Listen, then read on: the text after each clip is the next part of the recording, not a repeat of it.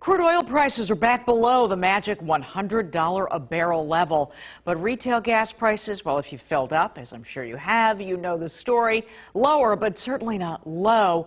Where do we go from here? Seth Kaplan joins us from the newsroom. Hey, Seth. Hey, Alicia. Yeah, these days it seems everything in the world is relative, isn't it? And that is sure true of gas prices. We found what we believe, based on sources like Gas Buddy and others, might be the cheapest gas station in the mid-state. Now, just listen to the conversations we had there and imagine how confusing they would have sounded if you would have heard them a year ago. This is very good. That's the first time I see this, no? First time.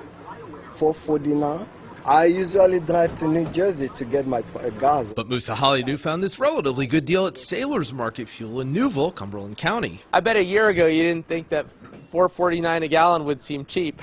No. Oh. No, absolutely not. What was it, 224 or something? Yeah, under Trump? You can tell where Sandy and Alan Shoup stand politically. And look, they're right. The gas was cheaper then and at pretty much every other time in history. So what's going on? A persistent global supply crunch, workforce constraints, increasing geopolitical instability in Eastern Europe, the economic rebound following the initial stages of the pandemic, and policy uncertainty from Washington. That's Stephanie Wisman of the American Petroleum Institute, Pennsylvania, which advocates for the oil industry. The most important factor of all? The price of crude oil is the primary determinant of the price we pay at the pump. Most experts, whether they support, criticize, or just observe the oil industry, agree with that. But here's the thing. Crude oil just dropped below $100 per barrel, and 87-octane gas averages $4.78 a gallon nationally.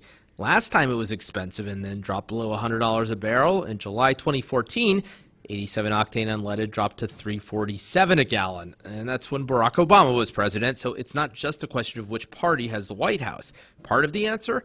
Crude oil has to be refined into gas we can put into our cars. The refineries, they're at capacity. They're at or near capacity. One thing almost everyone seems to agree on, regardless of political affiliation. We hope that this is going to change soon because gas is high, food is high. What can we do?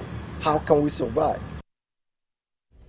Yeah, well, one thing I should mention, economists point out that historically, recessions tend to correlate with lower gasoline prices. Hard to say which is the cause and which is the effect.